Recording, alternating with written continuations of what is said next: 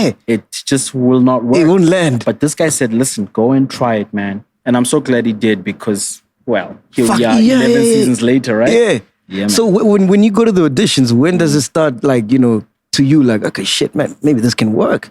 Let me tell you, oh, man, that's such a perfect question, MacG. You're good at this, man. You're good at this. I try. Because there's a thing I want to tell you, and I wrote about it in the book.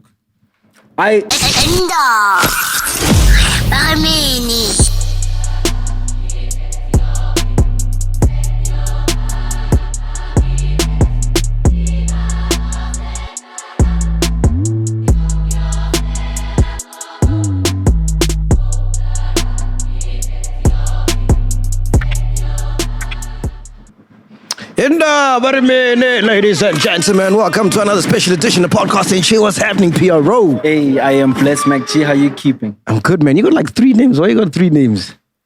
What are the 3 names? It's like on my ID. Yeah, let me check. It's because I'll tell Tapelo, Sydney. Yeah, Tapelo, Sydney. Yes, because you know, the one was given by my parents. The other I sort of inherited, and then the other from extended relatives. So which one was your parents? Tebogo was my parents, but I inherited Sydney because my dad's best friend was his name was Sydney, and he passed on shortly before I was born. Oh, yeah. And then the other one? The other one I believe was my grandmother and so on. Oh shit! Yeah, my son's got 3 names, and none of them are for me. Oh, who named your son? My mom and my baby mama. You didn't add a name? Nothing. I wanted MacG Jr. Oh, I see why it was turned down. And they were like, fuck out of here with that shit. There can only be one MacG. Do you still remember the first time we met, bro? I remember, look, I obviously was a fan of yours because I grew up consuming a lot of television. So I knew and I was well aware of who you are. Yeah. And if memory serves me correctly, it was at YFM that we met. But I could be mistaken. Nah, you're wrong. And I always tell you, every time we see each other, tell you about the story. Yeah, I kid you not. It was at Red Pepper. Yeah. I think I was doing shizness or something. Yeah. And you were a guest. And then No, but I thought you meant meeting, like when we got to interact and to work. Okay, right? Yeah, I hear what you're saying though. But I remember and I was like, yo, bro, dog, no homo, like I love your shit. And I remember at the time, the song that was big was Let It To My Ex. Let It To My Ex. I'll never forget that line when you said something about a Coke bottle. Yeah. What is the line? Something like she's shaped like a Coca-Cola, but how does it go? Yeah. Something to that effect. Oh, shit. Yeah. Dude, that song changed my life, dog. All right? Yeah, bro. Why? Did you have exes that were shaped like Coca-Cola bottles? No, every time I saw a girl, I'm like, you shaped like a Coca-Cola bottle. Sure, man. But anyway, listen, I wanna call someone before we start the interview. Because this guy not only started your career, he started mine as well. Oh. Yeah, I want to call this guy. I think I know who it is. Yeah, man. And people don't know how much he's done for the game, this guy, bro. And you got a lot of people that you've met on the way, ne? Absolutely. Okay, grab the headphones. Let's see if he'll pick up. Let me call him. There we go.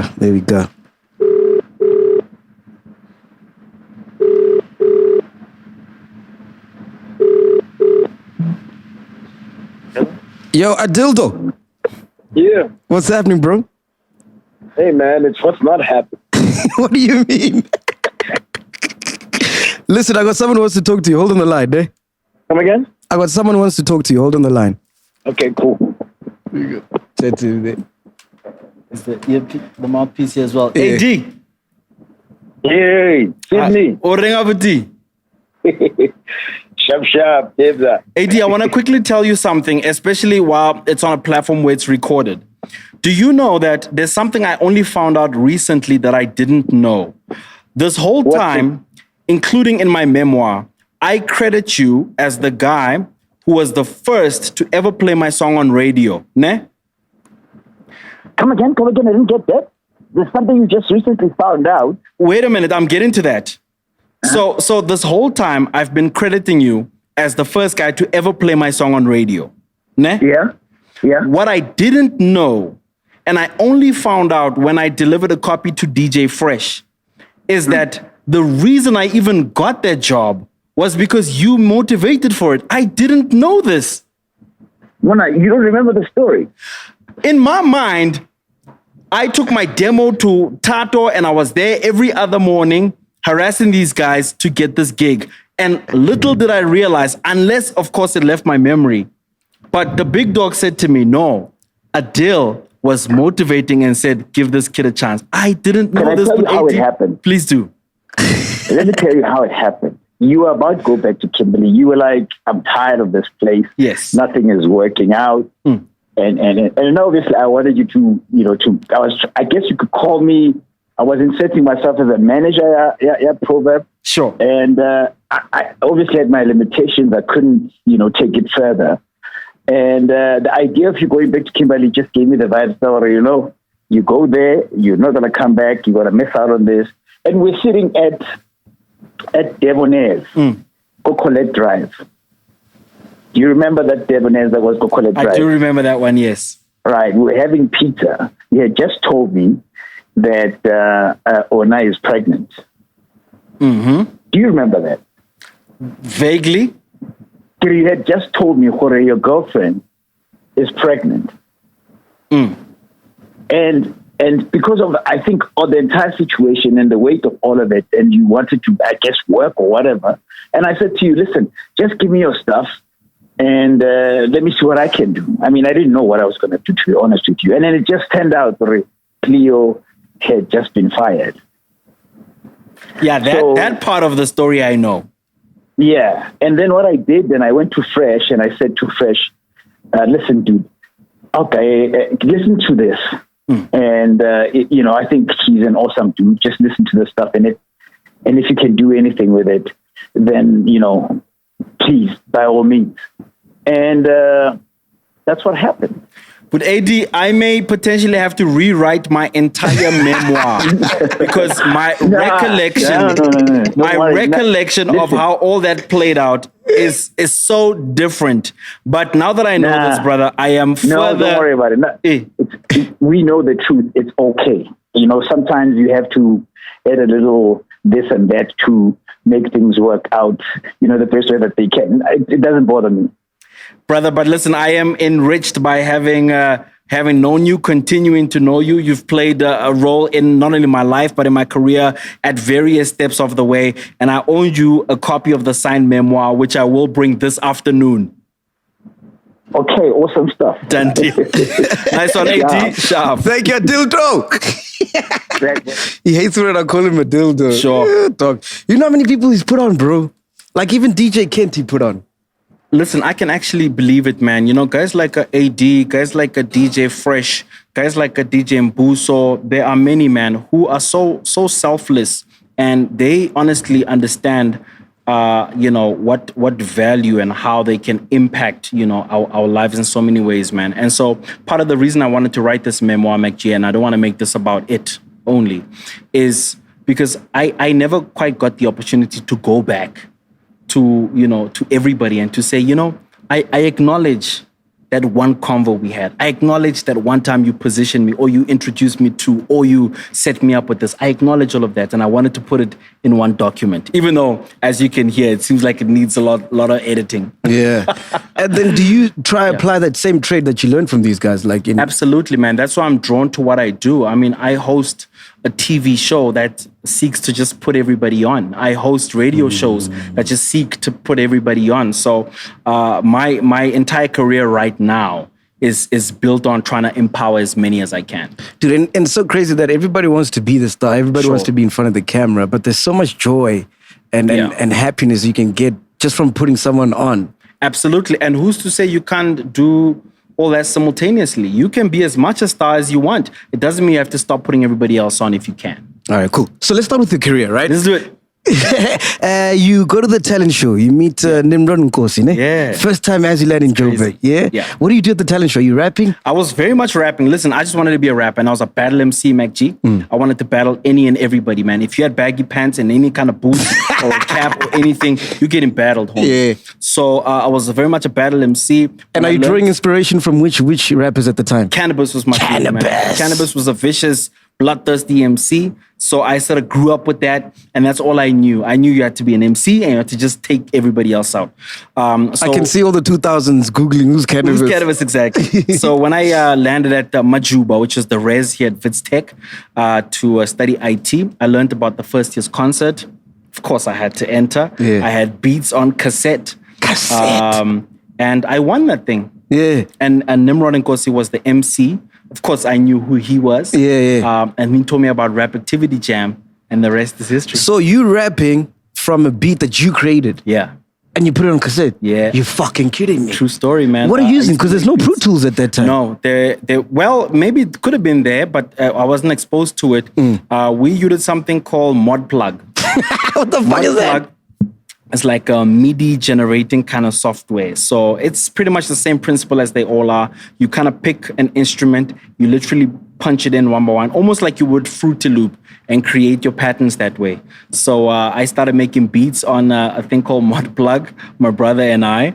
And I used to perform with these beats every chance I got. Yeah. So was that the first time you performed on stage at the talent show? No. I had done so in high school. So in my hometown, Kimberley, I already had a little bit of a rep.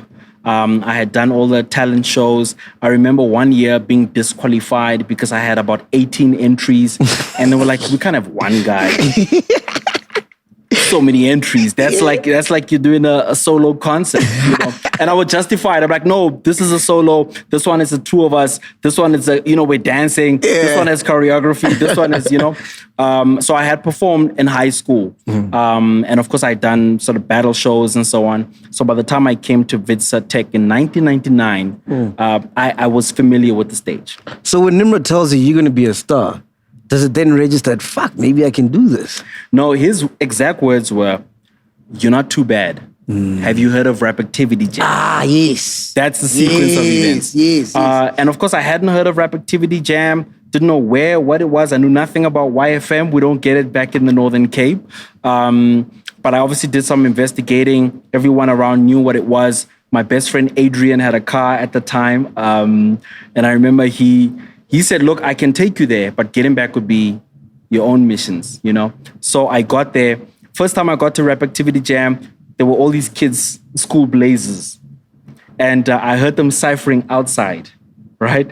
And true story, man, I chickened out. The standard was far too high. Yeah. Gents were far too vicious. Yeah. And I didn't go the first time. Second time I went, Mischief was there. Shit. Mischief was almost like the resident MC. But it was hosted by RPP, Rude Boy Paul, Mosquito the Big O. No mistakes allowed. I'll never forget. And I jumped in, man. I came with a freshly prepared rhyme. Jumped in, didn't do too badly.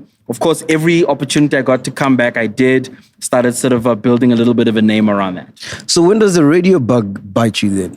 No, that was much later in my life, man. So I studied sound engineering, right? After failing IT 2 years consecutively. So I studied sound engineering. I didn't even make it to the exam.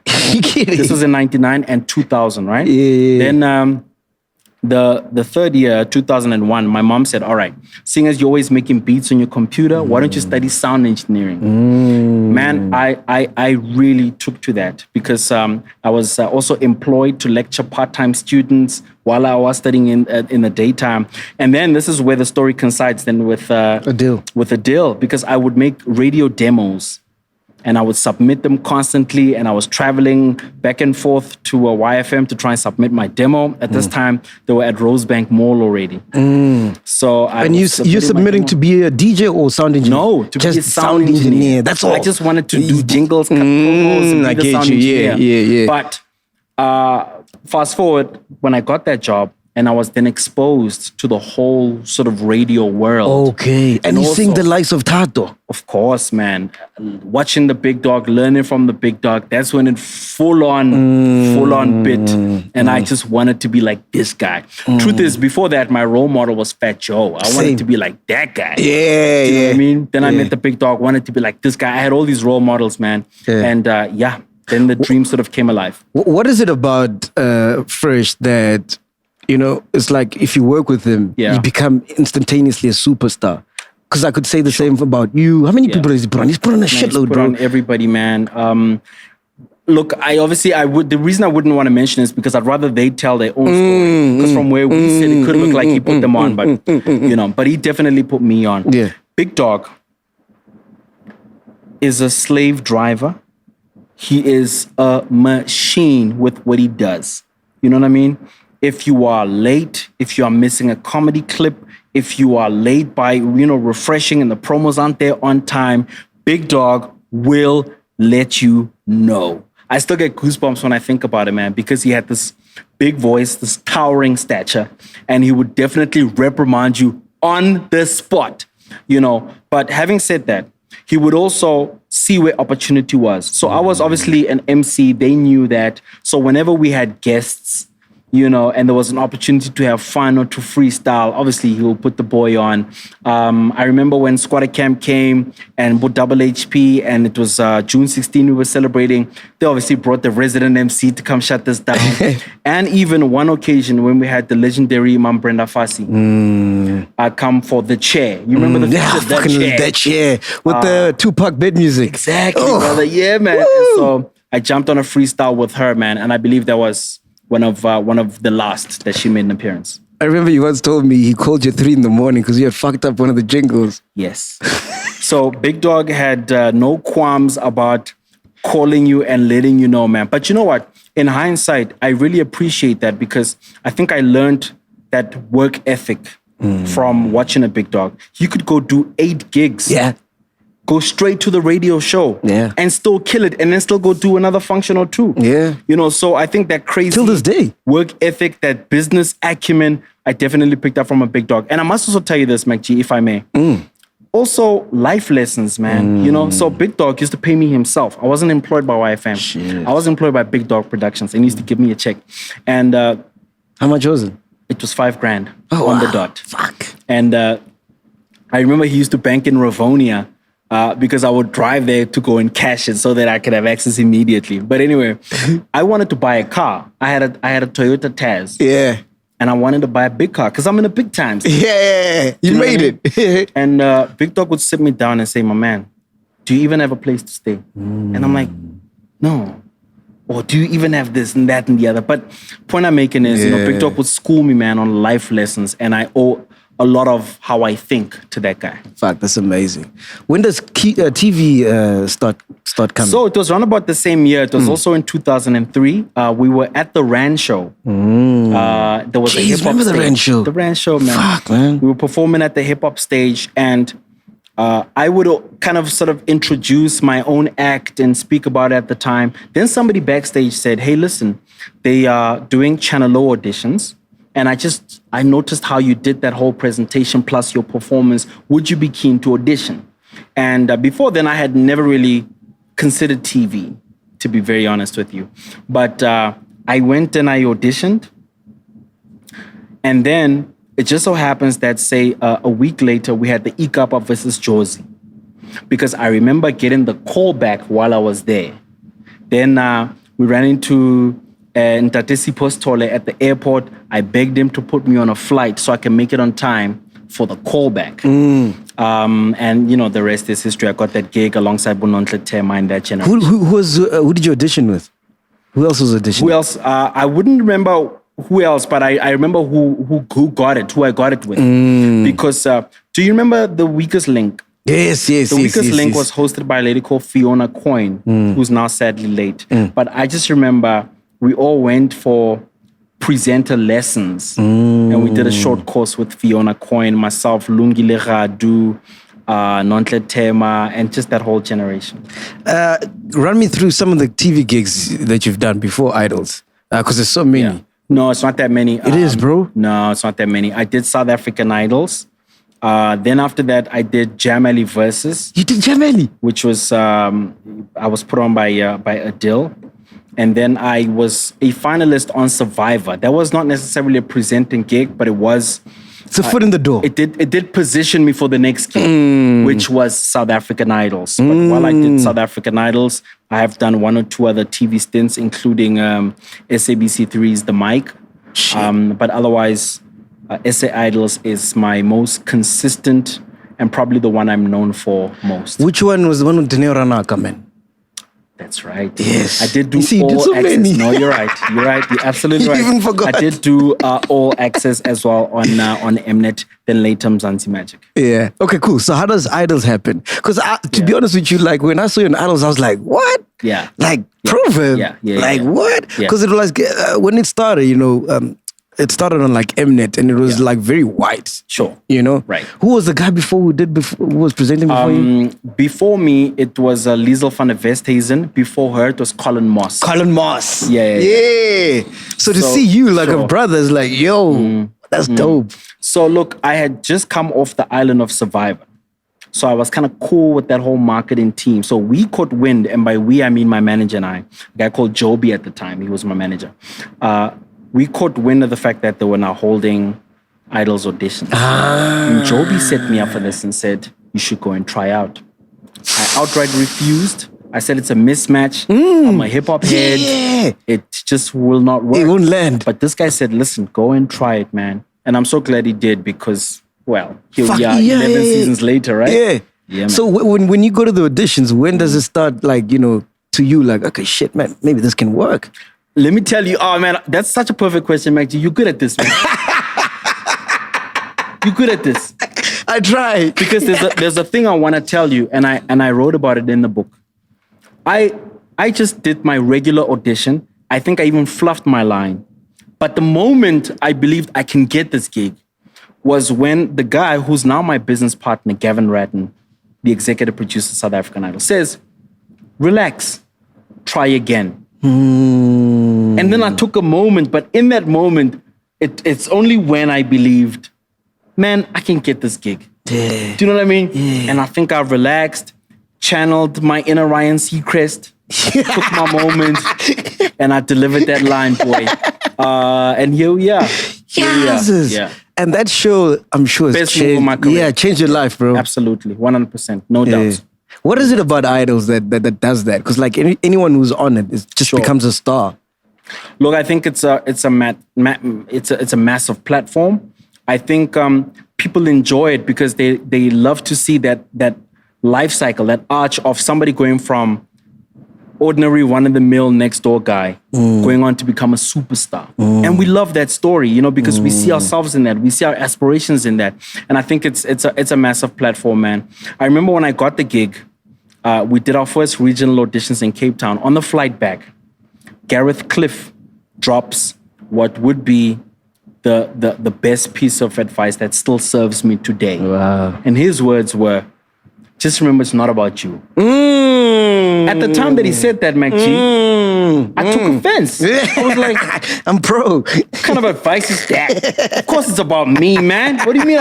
You know what I mean? I'm in the big time. Yeah. But over the years, I have since learned that, the more you make it about the talent, about the production, about the show, about the viewer, about everybody else, the more the show continues to thrive and the more you will thrive. Yeah. So that advice has honestly served me well.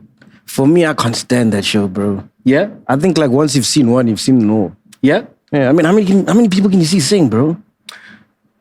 Well, every season, the fact that every region we get on average of 5,000 people coming to try out says, one, how much talent we actually still have in this country, how much we haven't uncovered.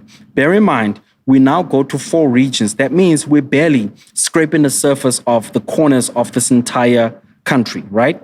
3, remember that the people who qualify to enter now at 16, the fact that it's our 16th season, were only born when we started this. Wow. So it's a formula that can keep going. And then number 4, the fact that now at our top 8 level, we get on average 14 million votes, says to you, MacG, that one guy who doesn't like it is inconsequential to me. People love this thing. And it'll keep going. So I'm okay with you not liking it. Fuck, that's crazy. I like your show. My woman loves it though. She's been watching it like, I'm like, what the fuck are you watching? Sure. Yeah, she loves it. Yeah. But what were you part of the decision to make it more black, Look, I don't think that was necessarily a manufactured thing. I think that was a natural evolution. Progression. Okay. we are the majority. We are beginning to sort of rise up to the plate. Yeah. So I think it's a natural evolution. It was not manufactured in any way. Yeah. I remember when you told me that you're now part of like the producers or like on the show, production or whatever. We were still at 947. Yeah. And I was like, fuck, dude, that's a big move, bro. Sure. Like, because I don't think we've ever heard that from a black person. No, I'm sure we have, man. I'm certainly not the first. But For real? But I did take the opportunity to get into the ownership of the production company. You know why, MacG, man? I know that the life of the entertainer, or the guy in front, if you insist, is short-lived. Yeah, 100%. 100%. Short-lived. Yeah, so the question is, how do you give your career legs? How do you enjoy longevity? You know, how do you empower yourself so that you can continue to stand even beyond? You know what I mean? There's going to be somebody younger, better than you, MacG, who's going to take this over. Hey, they already are. You understand what I'm saying to you? So we have to empower ourselves, you understand? So that was kind of the thinking behind that. And it has been a thinking for a lot of my moves. I still continue to empower myself. I now study. Can you believe it at my age? I'm busy you went back to studying, I am studying, man, trying to just empower myself and constantly evolve so that should this end, and when it ends, one, it should be on my terms because I'm ready for it too. And two, I should have a move going forward. How does that opportunity arise? Like, is it something that, it just came out of nowhere, or like you were actively working on it? You create that opportunity. What is your title? What do you actually do on Idol? I'm co-executive producer and also co-owner of the production company, Sick Entertainment. You're fucking kidding me. Yes, sir. I'm just seeing money, bro. I mean, it depends how you measure it, man. I believe there's a fine line between fulfillment and success, however you define success. So you're Somizi's boss, essentially? On that particular platform, yes. Ooh, Shem. Yeah. That's crazy, bro. Dude, I don't think you understand how big that is. I mean, I do, MacG, but as I say, it depends what it is you're doing it for. If your motive is to try and be high and mighty and above everybody, then sure, let that be you. Yeah. But if it's because you're trying to position yourself accordingly, then let that be you too. Who has been your favorite idol? Idol. Let me tell you, may I name a few? Yeah.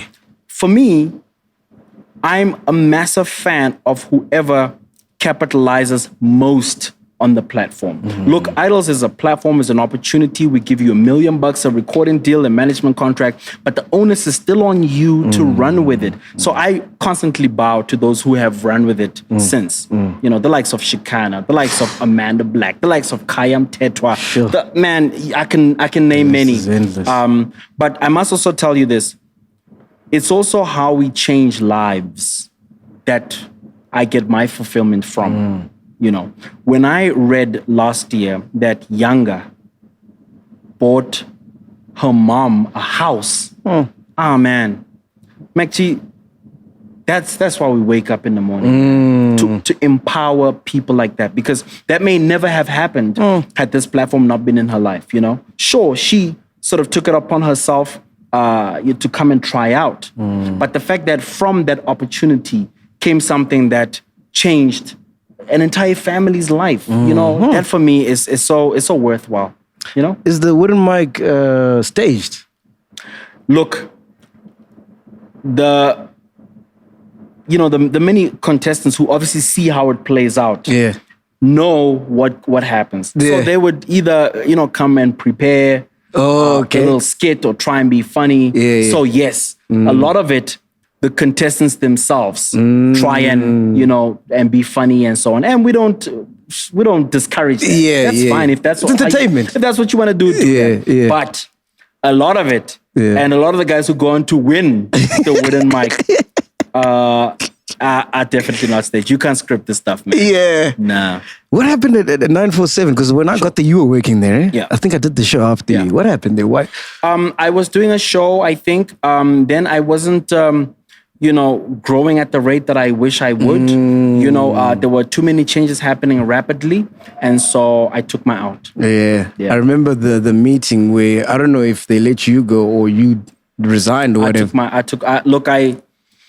Remember, I went from doing 7 shows to doing 2 shows to doing 1 show because they were trying to experiment the other slots with everybody else. And at the time, I just felt like, I perhaps am better off, trading my trade elsewhere. Yeah. Because I remember you left amicably.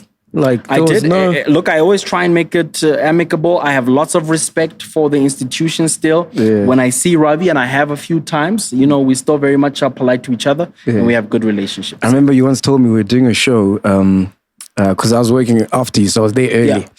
And you just got a bank notification. You got some money in. And you're like, shit, I don't know where this is from. I'm like, hey, fuck. Yeah, you're living soft, eh? You don't even know who paid you. Brother, Warren Buffett says the average millionaire has 7 sources of income. And you better have multiple streams of income at any given time. If anything, this lockdown taught us, MacG, is what happened if the traditional means of earning income halt? What must happen? Does this mean I must not eat? My kids must not go to school? No. So I'm a firm believer in always having multiple streams of income. And it still happens today where you get money and you're like, shit, where was this from? Well, I'm a lot better with my accounting system. You know what I mean? So I'm constantly aware. But do I always make sure that at any given time there's multiple streams while I'm sitting here? Is there something churning money? It should always be the case. All right. And then Kaya comes knocking at your door. No, I went knocking at Kaya's door. You kidding? Listen, That's Proverb. Nothing has ever come knocking at my door. That doesn't happen. Dude, you're an idols. And so, if you sit there and be complacent and think opportunities are going to come to you, you're going to be waiting your whole life, my friend. Shit. It doesn't happen. So I went to try and create an opportunity, knocked on that door for a good 2 years until there was an opportunity. And you're talking to Greg at this time? I'm talking to Greg. I'm talking to Clem Awiso, was working there at the time. Just whoever I knew, man. That's why I'm a big believer in networking, creating relationships. Yeah, and when I see you post about radio, I can see the smile in your face, like you really enjoy this, man. Yeah. Would you say that's your favorite out of all the things you do? Or MacG, man, I get emotional when I talk about what I do for a living and the fulfillment I get from it. Only because when I was a youngster in high school, somebody like me, whatever that means, was never meant to make it, man. I used to play around, MacG. I just wanted to be a rapper. The only thing I was good at my whole life was tennis. That's weird, right? you look like a nerd, though. Oh, no, I was not a nerd, man. I was not a nerd at all. So you were getting chicks. So when I play back my life in my mind, and I think, so I had a 15-year music career, 5 albums, a DVD, a mixtape. Fuck. I have a 17-year TV career that dates back to 2003. Same year, I got into radio, and I've worked at a few radio stations, including national ones. I published a memoir, and I sit there and I think about it, and I'm like, man, I never saw it coming. I still don't. So I really relish waking up every single day knowing that I can go and do what I love and do well at it and make a living from it. How close were you with WHP? Oh man, I was very close with WHP. I think we drifted apart in the latter couple of years, and that I think used to keep me awake a lot at night. I couldn't even sort of make it to his funeral because I was too personally affected by it. Also because my mom had just passed away. Eish. So while I was sort of mourning that, then a very good friend of mine had to pass on as well. So I don't know, I was just really broken during that time. And I still am when I think about it, Yeah. And may he rest in peace. Yeah. When something like WHP happens, and then I read like headlines, Sure. saying Proverb wants to commit suicide, whatever. Yeah. In my head, I'm like, fuck, what? Yeah. This nigga's on Idols. Sure. He's got all the money in the world, all the fame. Yeah. Like he's doing all these, like there's no way this guy would want to do that. There you go, man. But it's just to prove that no amount of money, no amount of work, no amount of gigs can shield you from difficulties, So I'm a human being, MacG. I have encountered my own challenges, and at the time, how I chose to deal with it, I obviously regret now, but I don't regret the lessons I learned from it, and I don't regret who I've become as a result of it, and because of that, I don't regret what happened either. I'm actually happy it did, man, because I may not be who I am if it hadn't. And you want to know what's ironic, man? Yeah. Is I had a song about suicide. Shit. Yes. I had a song called Stop Think. Yeah. So, no journalist has picked up the irony yet. I keep hoping they would. You know what I mean? I keep hoping they pick up that irony. But nobody has. And not to make light of it, it's a serious thing. Yeah. And I obviously don't encourage anybody to, But what stopped you No, I tried. from going ahead? Yeah. No, I did. I tried. Yeah. I just didn't die. Shit. I full on tried, man. And you need to read the book. But as I say, I don't know if you're religious at all, MacG, but God works in mysterious ways, man, because I have never had as clear a perspective as since the day after I tried. You know what I mean? But I've known you for a very long time. Sure. You've got a clean image, dog. Right. No scandals, nothing. Nah, I've got my face. You're close to be a saint, as far as I'm concerned. So when that comes out, are you embarrassed or shit, no, this can't come out, I told everybody. So I took charge of that narrative. But also to dispel that, that we are immune and we are this sort of gods. Clean, godlike demigods. Yeah, demigods. And the truth is, nobody is. I'm a human. I am flawed. I have my mistakes. I have my flaws, man. So this for me was an opportunity to say, we all are flawed, and if I can speak about mine, perhaps this may help somebody face theirs. And since you've done that, what's the reception been like? Do people approach and be like, yo? And it's honestly overwhelming. Nah. The response is overwhelming. I mean, I used to engage with people on a one-to-one personal level. Either they send me messages, emails, saying, listen, I went through something similar. What sort of thoughts do you have on it? And I don't claim to have all the answers. So all I can do is tell my story and hope from it you can take some light, So the response honestly has been incredible. It's so weird when people, obviously I'm not playing it down. Sure. But I come from a background where if you're going through tough shit, just deal with it. You're a man, you know what I mean? Yeah. So when I hear stories... No, but... Is that if you're going through tough things in front of the world, that's different. I think is a different. Yeah, I think that's a different thing altogether, man. So it's it's easy obviously now to sit and say, yeah, why don't you just get over it or whatever. But mine was sort of playing out in front of my family, in front of the world, in front of the globe. Every 2 seconds, I was in the tabloids. And here's the kicker, MacG. On Sundays, I should still get up and go smile with everybody. Yeah. You know what I mean? And give our vote numbers and whatnot. So for me, I think it was amplified by the fact that it happened on the world stage. And you don't drink, so you can't take it out on the bottle? Man, and also, who said I don't? Oh, you do? I'm going to send you a bottle of Grandeur, bro. You got to send me something, MacG. But you know what?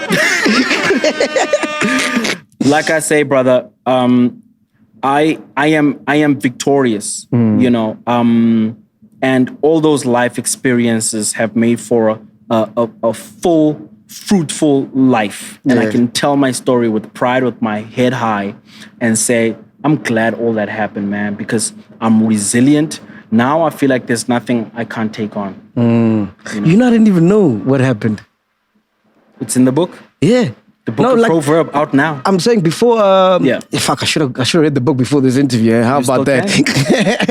But I didn't even know that was happening because I don't follow tabloids and what's happening. Right. I'm like tunnel vision. Yeah. I just do my shit. That's it. And I don't really care what's going on. So when I found out and I got the pieces, I'm like, oh shit, that happened. I'm like, oh damn. But what's your take on cheating in general? Not your situation, but in general. No, I'm not judgmental of anybody, until you in their shoes can walk a mile in their shoe, then you can comment. But I pass no judgment. I think we're all responsible for ourselves. Yeah. And I can only account for me. Yeah. You should account for you. Yeah. But I have no judgment on anybody else, man. That's God's job. Have you cheated on someone? As I say, I'm imperfect, MacG. I've got my flaws. Shit. And, my flaws are mine to carry, just like anybody else's theirs to carry. Because I was a serial cheater. I won't lie to you. Say again? I was a serial cheater. All right. Yeah. Like, it was like nothing. Songs that brought you happiness, peace, and health, and didn't endanger anybody else. It ended in tears. Do you, MacG? So yeah. So there I am. I'm like, just cheating. Sure. Don't know why. Whatever. And then I must tell you this, and it's not to sort of make that okay. Yeah. But MacG, none of us are perfect, man. All of our flaws take different shapes and forms. Yeah. You know what I mean? Yeah. For all you know, brother, I am a I don't know. Yeah. I am a gluttonous eater or whatever. That's my sin. Let me carry that cross. But I don't think it's for any of us to, stand on the pedestal and take the high horse and, judge anybody else. So then one day a girl cheated on me. I was like, fuck, this shit hurts. Yeah. And then after that, I was like, this is not for me. There you go. Yeah, because it took me being on the other side, on the receiving end, to realize that shit, what I was doing was actually fucked up. There you go.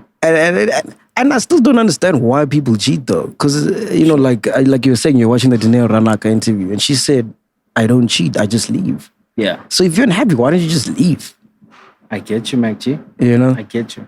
Hey, man, as I say, me, I try answer to me and I try answer to God. Everything else, it's none of my business. Yeah. Fuck, man. Because the thing is, remember I tried to interview you for so long and you were resilient because, you don't want to talk about stuff like this because you said journalists bring it up all the time. MacG, you know what, man? Because everyone has their mandates. I get it. Journal's mandate is to sell newspaper. I get it. So if it means they will embellish and add and spice up, often to the point where the story is a complete untruth, but they're trying to satisfy their mandate of selling papers. I understand that.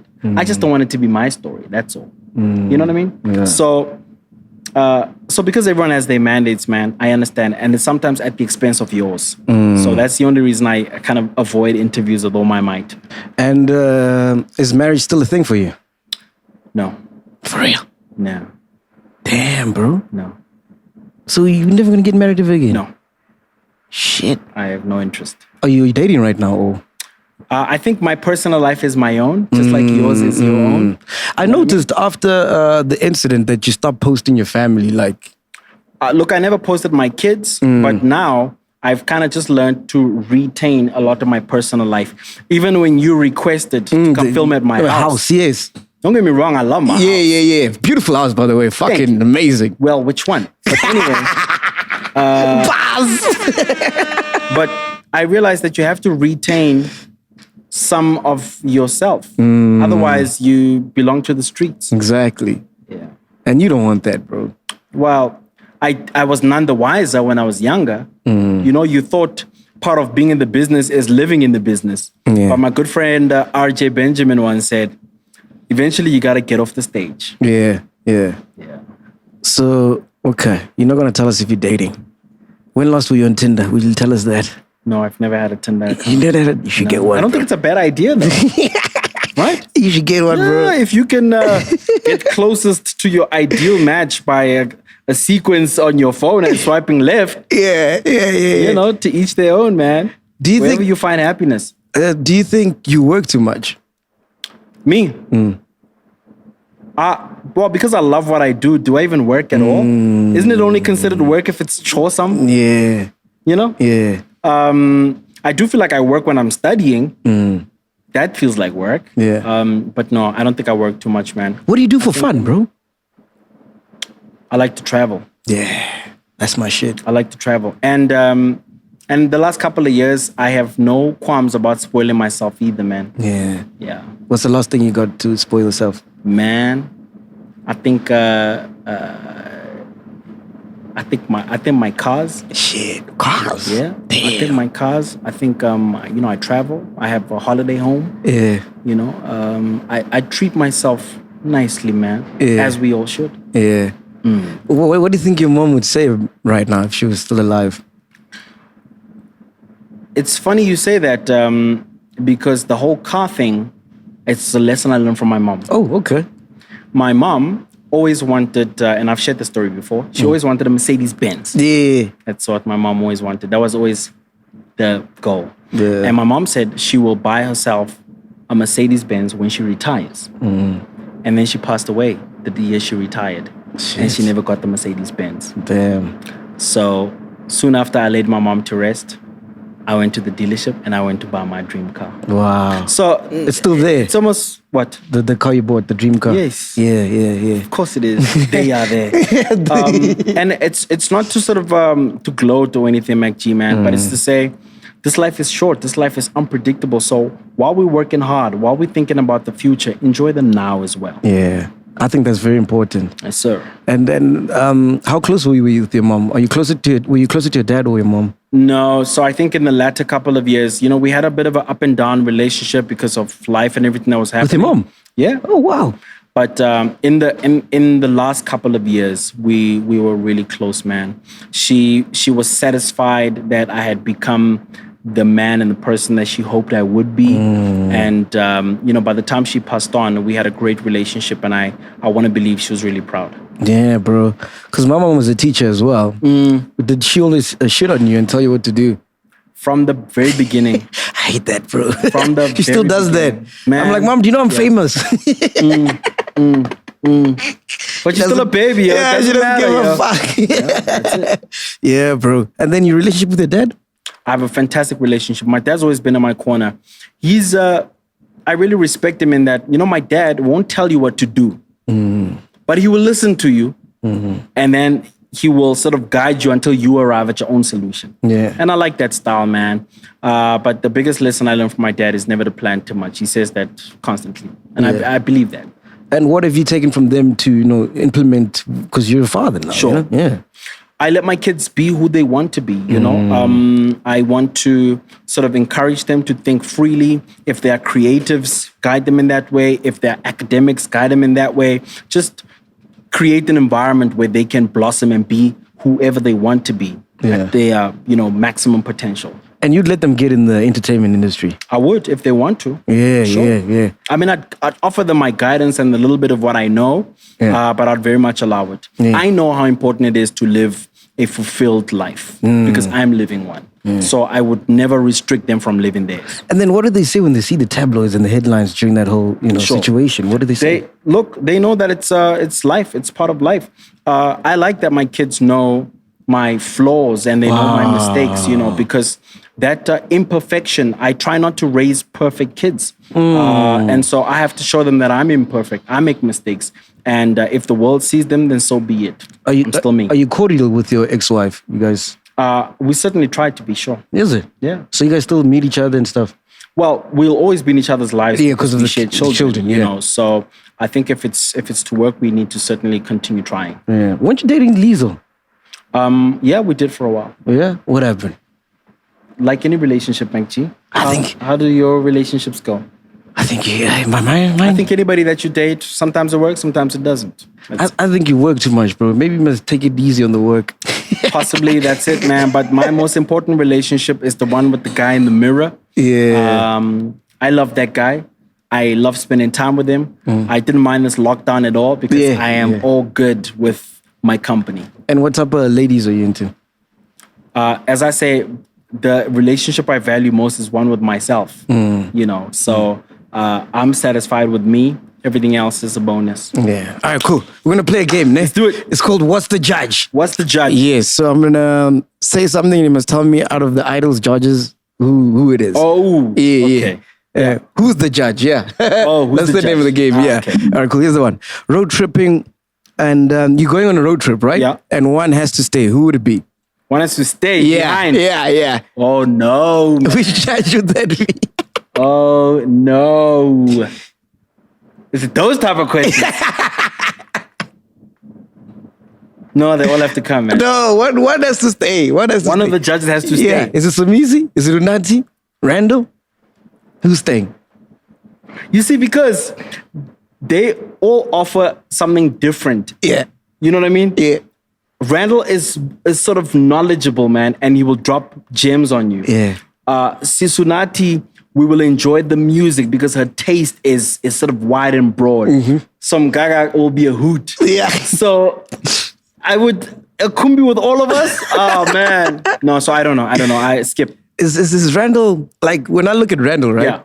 I'm like, yo, this nigga doesn't give a fuck about the fame, the views, and whatever. He's literally there to find And I talent. think that's accurate. Nah. 100%. You can tell, nah. Yeah. For sure. Because he can just see, by the He's way. focused, man. He knows why he's here. He knows what to achieve. He's uncompromising, unflinching. He doesn't, go with the hype, with the crowd, with the anything. It's about his view, and it's an educated view, and a solid perspective, and he will let you know what it is. All right, cool. Here's the next one. Drama king or queen? Who's the judge? Somizi. It's pretty simple, eh? Yeah. Does he have He's like the drama king and the drama queen. Does he have like weird demands backstage, like in the dressing room? Not weird or anything out of the ordinary, but he has demands that are well within his rights. Yeah. Whose idea was it to get some music? Because I think that was... I think that was a collective decision.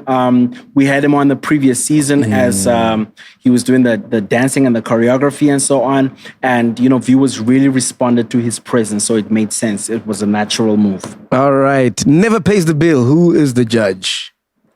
Like if we all eating out or whatever. Yeah. Oh, but we don't hang out much socially, I must tell you. Is it? No. For real? We all kind of come in, work, we get along. Yeah. But I think between our lives, they all sort of we in our routines, man. So we don't hang out much socially. Do you guys have like internal like rifts? Because if you're spending so much time with someone, nothing. No, we don't, man. At all. Magnificent team all around. Yeah. And then last one must come back. Gareth Cliff or Marolo? I would say, look, I interacted more with Gareth Cliff. I have absolutely nothing against Marolo. Yeah. So if those were my choices, I would go with Gareth Cliff. Nice. Is it true that Marolo was drinking like... No, I don't know the specifics. That was between her and Channel, I think. Yeah. No, that's crazy, man. Thank you so much, Proverb, dog. MacG, this was actually such a lot of fun, brother. For real. I told you it wouldn't be that bad, bro. I feel like it was a blessing in disguise that it didn't happen when it did. Yeah. Do you know what I mean? Yeah. Because I don't think it would have been as sort of as meaty as it ended up being. Yeah. So I feel like the stars had to align. 100%. And they have. So thank you, man. I really enjoyed this. No, thank you for taking time out, man. You got a busy schedule, and you're right, dog. Like God works in mysterious ways. There's interviews where I've wanted to do like for 2 years. Yeah. And never happened. And then when it happens, it's like, okay. This is why it didn't happen. It had to happen now. But what I love about you, dog, is like, I know you don't like me saying this because you're trying to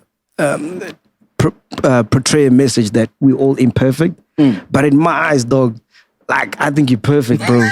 Like, you're always smiling. Have you seen, you must go on your Instagram. Every picture of yours, you're smiling. You know that? MacG, man, aren't you happy?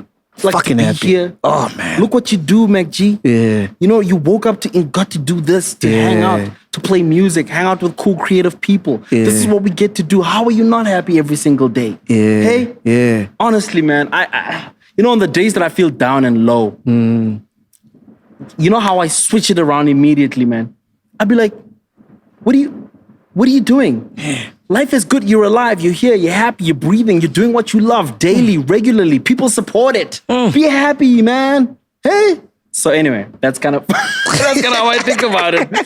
Oh man. Yeah. That's kind of how I think about it, man. Yeah. But thank you, MacG. I appreciate those kind words, brother. Yeah, man. Like for me, like, oh shit, I wanted to ask you, because Note was like, you changed the hip hop game because when people started looking at you, you were making deals with moves. Like right now it's a norm, Sure. for Casper to get a deal, whatever. But you're one of the pioneers of that. Was that like, did you think about that? I don't think I'm one of the pioneers. But you know what I'm talking about? Those deals that I know what you're talking about, man. But remember POC and them already doing deals with Ice Cube and back in the days. Mischief also had a radio gig out in Cape Town. So no, man. I think guys were already making moves. Stogie T was already touring Europe and, making those kind of moves. So I feel like there's an entire generation that was making moves. I was maybe a part of the generation that took it a step further, just like the current generation is taking it even further. Yeah. That's the natural progression of things. I don't think you ever stop. In a domino sequence. Yeah.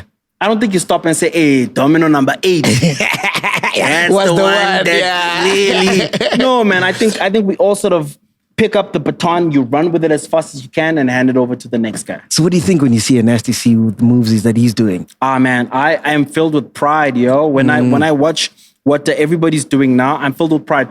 What fills me with pride is knowing that these are the things we dreamt of. I have a song called I Have a Dream, Yes, where I was talking about all these things that we dreamt of, and to see it all come to fruition.